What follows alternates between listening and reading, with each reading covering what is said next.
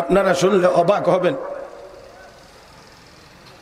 ভারতবর্ষের শাসক বাদশাহ আলমগীর, আমি আমার কথা বলছি না, হযরতুল আল্লামা হযরত মাওলানা শাইখুল হাদিস ওয়াত তাফসীর হযরত মাওলানা মুফতি জারু আলী খান রহমাতুল্লাহি আলাইহি, উলামায়ে কেরাম অবশ্যই ওনাকে চিনেন, জানেন।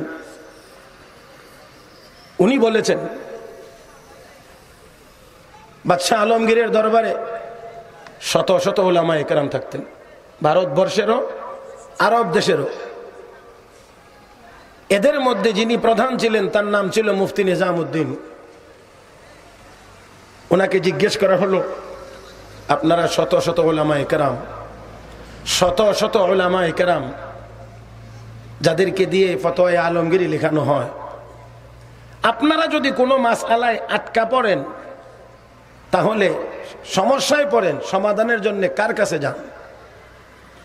মুফতি নিজামউদ্দিন রহমাতুল্লাহ আলাইহি জবাব দিলেন, সব উলামায়ে কেরাম যদি কোনো মাসআলায় আটকা পড়ে যায়, সমাধানের জন্য আমরা বাদশাহ আলমগীরের কাছে যাই।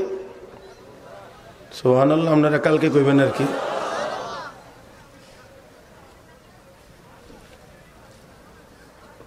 পাঁচ 700 আলেম ওলামা যদি আটকা পড়ে যায় কোনো মাসআলার মধ্যে, কোথাও যদি সমাধান করতে না পারেন, বের করতে না পারেন, তাহলে সমাধানের জন্য বাদশাহ আলমগীরের কাছে যান।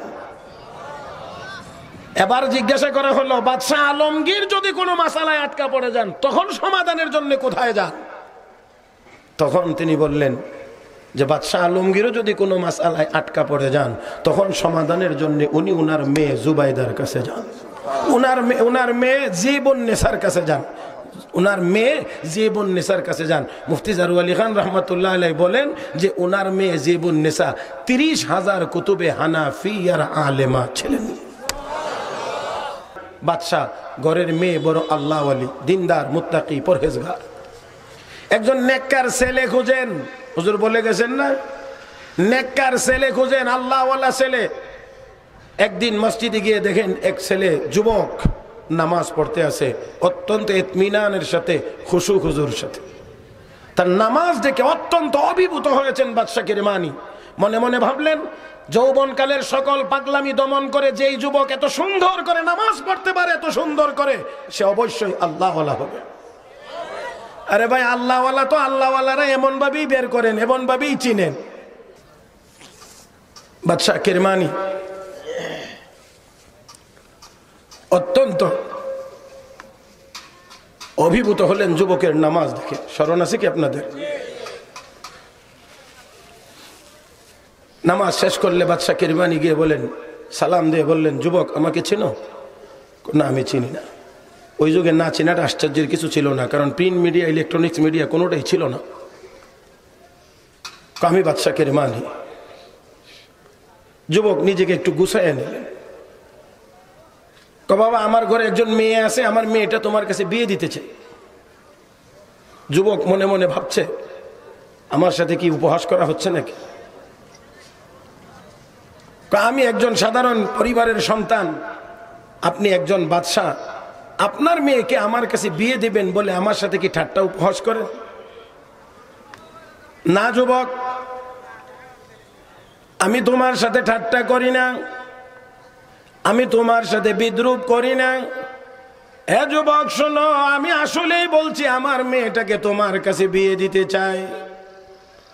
যুবক ডাক দিয়ে কয়, আমার ঘরে বাদশার মেয়ে মানাবে না, কারণ আমি একজন সাধারণ পরিবারের সন্তান। আপনার মেয়ে বাদশার মেয়ে, তার বাদশাহী মেজাজ। আমার বড় বাদশা ডাক দিয়ে কয়, যুবক চিন্তার কোনো কারণ নাই, ভয়েরও কোনো কারণ নাই, আমার মেয়েটাও আল্লাহ ওয়ালি। আরেকটু জোরে, আরেকটু জোরে। ও ভাই, আমার মেয়েটাও আল্লাহ ওয়ালি। তার মানে বুঝায় দিলেন, যুবক আমার মেয়ে যেহেতু আল্লাহ ওয়ালি, তোমাকে এই জন্য বাড়তি টেনশন করতে হবে না। দারিদ্রতার কারণে তোমার যে টেনশন, এটা তোমাকে করা লাগবে না, মেয়ে আল্লাহ ওয়ালি। এতে করে বোঝা যায় আল্লাহ ওয়ালি হইলে দুনিয়ার চাহিদা কম হয়। আরো জোরে কান। হে মুসলমান, যত মডার্ন, আলটা মডার্ন বেশি? কারণ মেকআপের টাকা দেওয়া লাগে আলাদা। যাও বাড়িতে গিয়ে বলো তোমার আত্মীয় স্বজনকে নিয়ে মসজিদে চলে আসো, আমি আমার মেয়ের ইজিন নিয়ে মসজিদে চলে আসতেছি। গেলেন যুবক, গিয়ে বললেন, বাড়িঘরের সবাইকে নিয়ে মসজিদে চলে আসলেন। বাদশা নিজেও তার মেয়ের ইজিন নিয়ে চলে আসলেন। মসজিদে বিয়ে হয়ে গিয়েছে। এবার নির্দেশ দিলেন, যাও বাবা বাড়িতে যাও, তোমার রুমটা যেমনি আছে এটাকে একটু গুছাইয়া গাছায় একটু সুন্দর করে নাও, আমি আমার মেয়েটাকে সাজাইয়া তোমার ঘরে পৌঁছাইয়া দেব। যুবক এবার ঘরে গিয়ে সুন্দর করলেন, যতটুকু আছে ততটুকুর ভিতরে একটু গুছিয়ে নিলেন। অতঃপর বাদশাহ তার মেয়েকে, সুন্দরী মেয়েকে, যুবতী মেয়েকে এই ঘরে এনে পৌঁছাইয়া দিলেন। যুবতী সুন্দরী নববধূ ঘরে প্রবেশ করেই কি দেখলেন? সামান্য একটু পরেই কান্না শুরু করে দিলেন। ভালো করে খেয়াল করে শোনেন মুসলমান, কান্না শুরু করে দিলি। এবার যুবক স্বামী মনে মনে ভাবছে, বাদশার মেয়ে আমার ঘরে এসে দারিদ্রতা দেখে মনে হয় কাঁদতে আসে। ডাক দিয়ে কো, বিবি কেন কান্দ? আমি তো বিয়ে করতে রাজি ছিলাম না, শ্বশুর আব্বাই তো আমাকে রাজি করাইছেন। আমি গরিব মানুষ, আমার ঘরের এই দুরবস্থা দেখে মনে হয় তুমি কাঁদছো, আমার দারিদ্রতা দেখে মনে হয় তুমি কাঁদছো। ও মুসলমান, ভালো করে খেয়াল করেন, আল্লাহর বান্দি ডাক দিয়ে কয়, না স্বামী না, আমি আপনার দারিদ্রতা দেখে কান্দি না, আমার কান্নার কারণ হলো আরেকটা। বলে কি কারণে তুমি কান্দো আমাকে একটু বলো। এমনি বালিশটা একটু সরাইছেন, রুটি একটা বের হয়েছে। জিজ্ঞেস করলেন, এই রুটিটার কি হাল হাকিকত আমাকে একটু খুলে বলেন। এবার স্বামী ডাক দিয়ে কো, বিবি আমি আজকের দিনে 2টা রুটির মালিক ছিলাম গো। একটা রুটি সেহরি খেয়ে রোজা রেখেছি, আরেকটা রুটি আমি ইফতারের জন্য রেখে দিয়েছি।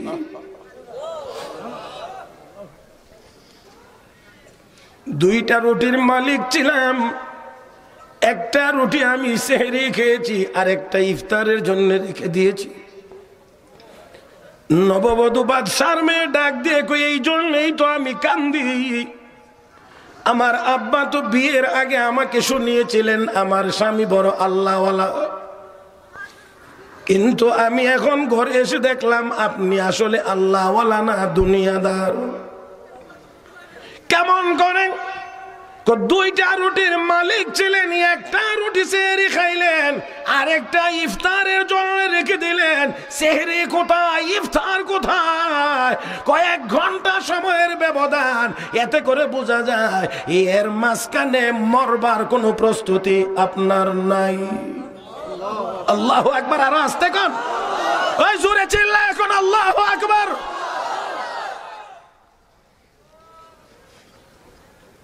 দুই রুটির মালিক একটা সেহরি খাইলেন, আরেকটা ইফতারের জন্য রেখে দিলেন। 12-13 ঘন্টা 14 ঘন্টা পরে ইফতার। এতে করে বোঝা যায় আপনি ইফতারের আগে মরবার কোনো প্রস্তুতি নাই। ও মুসলমান, তাহলে এবার চিন্তা করে দেখেন, ওই মেয়েটাও ছিল কত বড় আল্লাহওয়ালি, আর মওতকে কতটুকু পরিমাণ কাছে মনে করত।